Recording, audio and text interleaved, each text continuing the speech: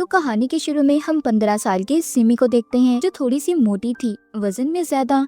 वो अपनी आंटी के पास ईस्टर मनाने आई थी। ईस्टर वो त्योहार जो क्रिश्चियन मनाते हैं। सिमी की आंटी क्लाउडिया का घर एक सुनसान इलाके में था। वो पहले एक न्यूट्रिशन रह चुकी थी। उन्होंने खाने पीने के बारे में बहुत सी किताबों को लिखा था कि इंसानों को क्या खाना चाहिए और क्या नहीं, कैसे उन्हें अपनी सेहत का ख्याल रखना है। उनकी सारी किताबें खाने पीने पर थीं। खैर सिमी अपनी आंटी से मिलती है। जब वो उससे आने की वजह पूछती है तो सिमी बताती है कि मैंने आपको कभी नहीं देखा, तो इसलिए मैं आपको देखना चाहती थी। क्लाउडिया सिमी से पूछती है कि तुम यहाँ पर कितने दिन रहने आई हो।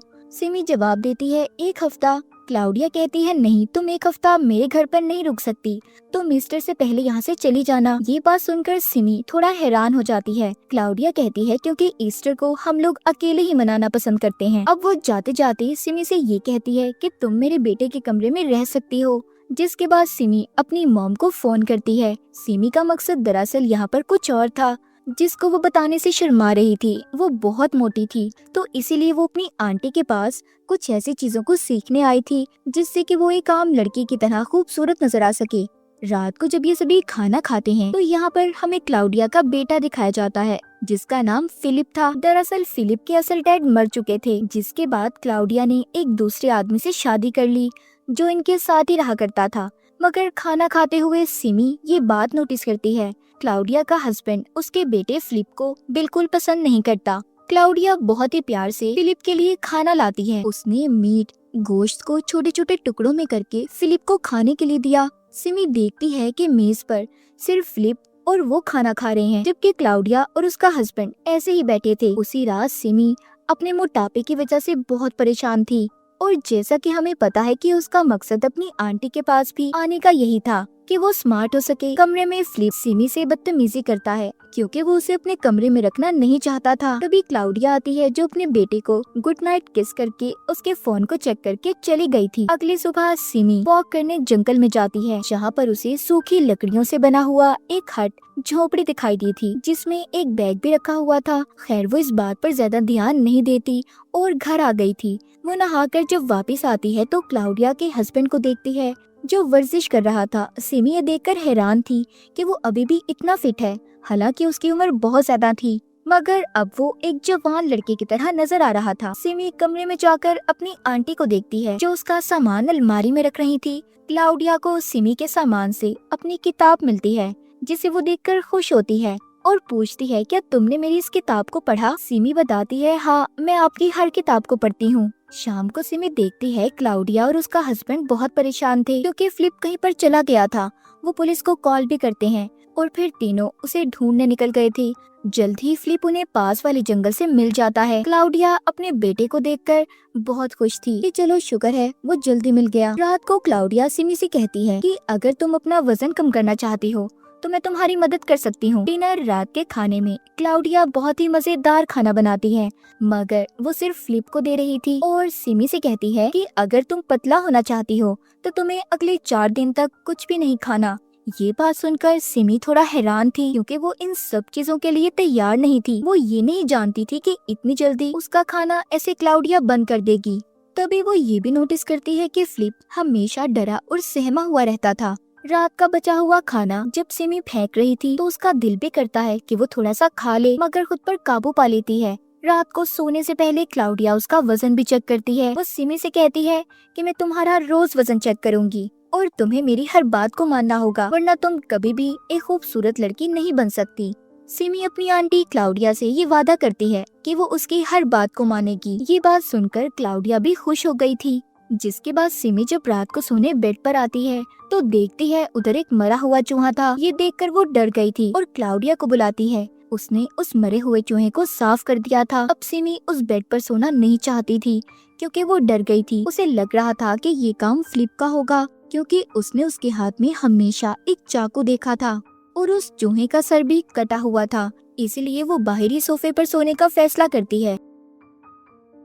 जो वो अपना बिस्तर लेकर जा रही थी तो रास्ते में उसे क्लाउडिया का हस्बैंड मिलता है, जो कहता है कि तुम्हें अपना वजन कम करने की क्या जरूरत है, तुम जैसी भी हो अच्छी लगती हो। ये बातें सिमी को क्लाउडिया के हस्बैंड के मुंह से अच्छी नहीं लगती। वो उसकी बातों को इग्नोर करके वहाँ से चली गई थी। इसी तरह खैर 3 दिन गुजर जाते हैं। सिमी ने पिछले 2 दिन से कुछ भी नहीं खाया था। वो जब सुबह फिलिप को नाश्ता करते हुए देखती है तो उसका भी दिल करता है, मगर वो क्लाउडिया के हाथों मजबूर थी। उसने उससे वादा किया था कि वो कुछ भी नहीं खाएगी। तभी क्लाउडिया सिमी को कमरे में बुलाती है क्योंकि उसे उसके बैग से चॉकलेट का रैपर मिला था। वो गुस्से में सिमी से कहती है, तुमने हमारे असूलों को तोड़ा है, जबकि मैं तुम्हारा वजन कम करने में मदद करना चाहती हूँ। सिमी कहती है, नहीं, मैंने कुछ नहीं खाया, ये फिलिप ने रखा होगा। क्लाउडिया कहती है, ठीक है, मैं तुम्हें एक और मौका देती हूँ। अगर इसके बाद तुमने कोई और गलती की तो मैं तुम्हें माफ नहीं करूँगी और फिर ना ही तुम्हारी कभी मदद करूँगी। जिसके बाद सिमी देखती है कि फिलिप को चोट लगी थी और क्लाउडिया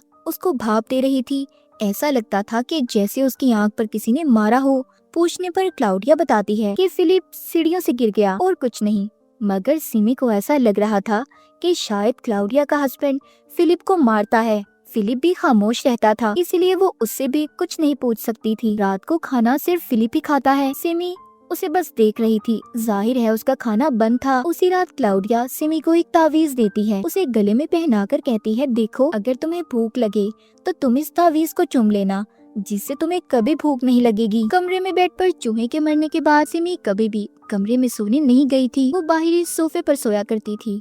आज भी वो सोने की तैयारी कर रही थी तो क्लाउडिया उसे कहती है कि आज मुझे थोड़ा काम करना है, तो इसीलिए तुम अपने कमरे में जाकर सो जाओ। क्लाउडिया दरअसल एक किताब लिख रही थी। सिमी पूछती है, क्या मैं आपकी किताब देख सकती हूँ? क्लाउडिया कहती है, नहीं, अभी नहीं, बहुत अजीब बातें हैं इसमें जो आम इंसान के समझने की बस की बात नहीं।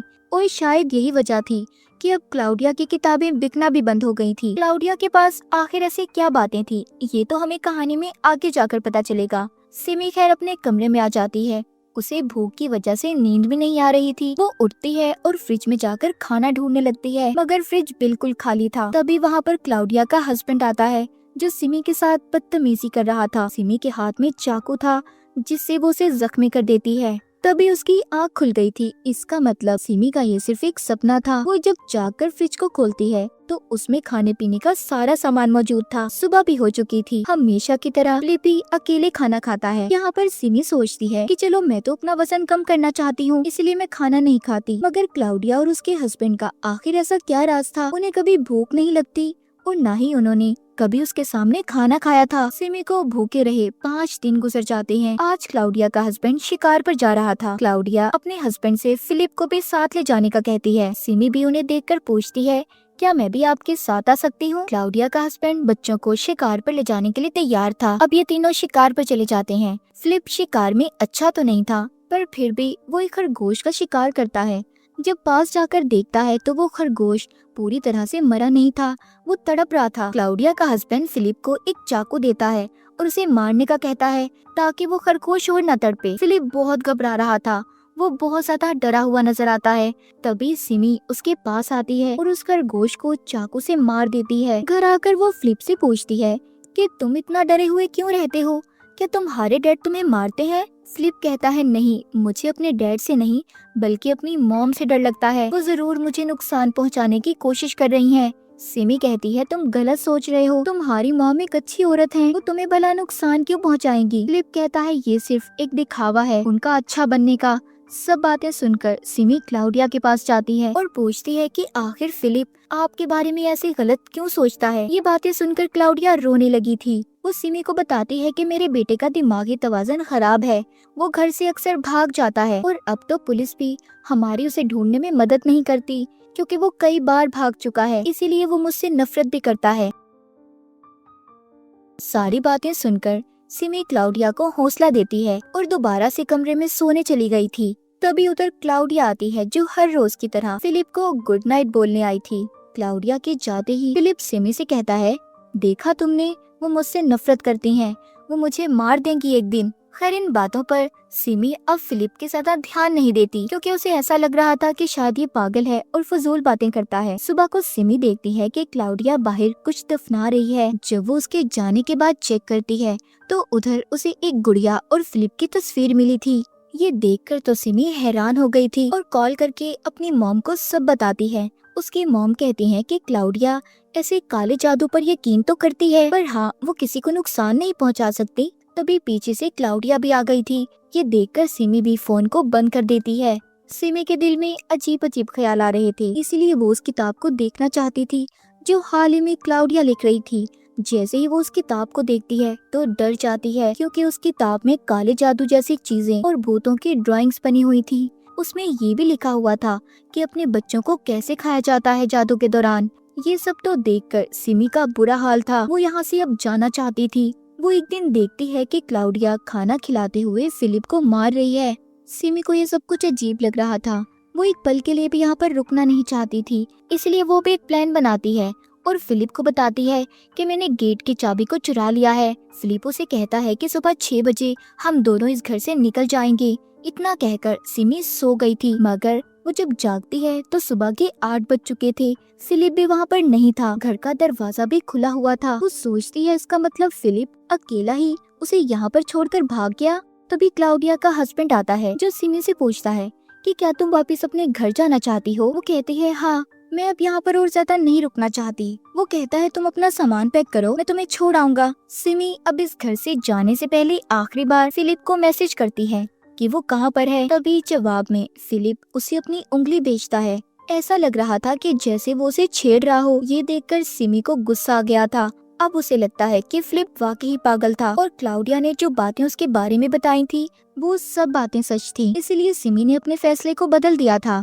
वो अपनी आंटी क्लाउडिया के पास जाती है और यहाँ पर ईस्टर तक रुकने का फैसला करती है। क्लाउडिया इस बात से खुश थी कि सिमी ने उसकी हर बात को माना और पिछले कुछ दिन से भूखी भी है। ईस्टर का दिन भी आ जाता है। क्लाउडिया और उसका हस्बैंड खाना खाने की तैयारी करते हैं। उन्होंने अपने घर के बाहर टेबल लगाया था। कुछ मोमबत्तियां भी जलाई जाती हैं। क्लाउडिया मीट गोश्त बनाकर लाती है, जिसे इस बार क्लाउडिया, उसका हस्बैंड और सिमी खा रहे थे। सिमी ने बहुत दिन बाद खाना खाया था, तो इसीलिए उसे ये खाना बहुत ही लजीज लग रहा था। खाना खाने के बाद सिमी जब सोने जाती है तो उसे नींद नहीं आती। उसकी नजर एकदम से बेड के नीचे जाती है तो उसे फिलिप का चाकू मिलता है, जिसे वो हमेशा अपने पास रखा करता था।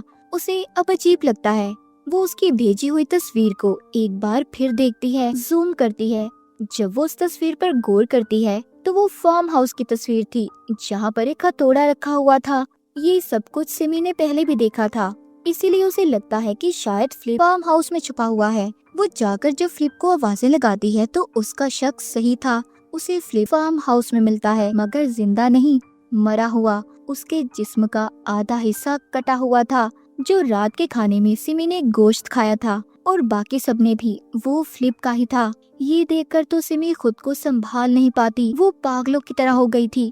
तभी उधर क्लाउडिया का हस्बैंड आ जाता है, जो उसको संभालता है और कहता है कि कोई बड़ी बात नहीं है, चलो मैं तुम्हें तुम्हारे घर छोड़ आता हूँ, तुम जल्दी सब कुछ भूल जाओगी। इसका मतलब क्लाउडिया के साथ उसका हस्बैंड भी मिला हुआ था। तभी सिमी के हाथ में जो फ्लिप का चाकू था, वो क्लाउडिया के हस्बैंड को मारकर वहाँ से भाग जाती है। वो अपनी गन लेकर उसके पीछे भागता है और क्लाउडिया से कहता है, देखो वो भाग रही है। सिमी रोते हुए जंगल की तरफ भाग रही थी। उसके पीछे क्लाउडिया भी आ जाती है, जो उसे समझाना चाहती थी, मगर सिमी उस हद तक पहुंच गई थी जो हमने कहानी के शुरू में भी देखा था। जो पहले उसने बैग देखा था उसमें गैसोलीन पड़ा हुआ था। क्लाउडिया बातों में लगाकर सिमी को मारना चाहती थी, मगर सिमी उस पर वही तेल डालकर उसे जिंदा जला देती है। फिर वो किसी तरह भागकर अपनी गाड़ी तक आ गई थी, जहाँ पर क्लाउडिया का हस्बैंड जख्मी हालत में तड़प रहा था। वो सिमी से कहता है, प्लीज ये गन लो और मुझे मार दो, मगर सिमी उसे नहीं मारती। वो चाहती थी कि वो ऐसे ही तड़पता रहे। उनके साथ ऐसा ही होना चाहिए था। इस कहानी के आखिर में बताया जाता है कि क्लाउडिया कुछ शैतानी ताकतों की पूजा किया करती थी। मतलब वो एक कल्ट से थी, जिसमें अपने ही बच्चों को खाने का रिचुअल जादू था। क्लाउडिया का मानना था कि उनका बेटा अब अमर रहेगा, क्योंकि उसे खाने के बाद वो अब उनके जिस्म का हिस्सा बन चुका है। इस कहानी से हमें ये जानने को मिलता है कि क्लाउडिया इन सब चीजों पर यकीन रखती थी, और फिर यकीनी इंसान से क्या कुछ नहीं करवाता, मगर हमेशा बुरे काम का बुरा अंजाम होता है, जैसे कि क्लाउडिया और उसके हस्बैंड का हुआ। और इसी के साथ इस फिल्म की कहानी भी यहीं पर खत्म हो जाती है।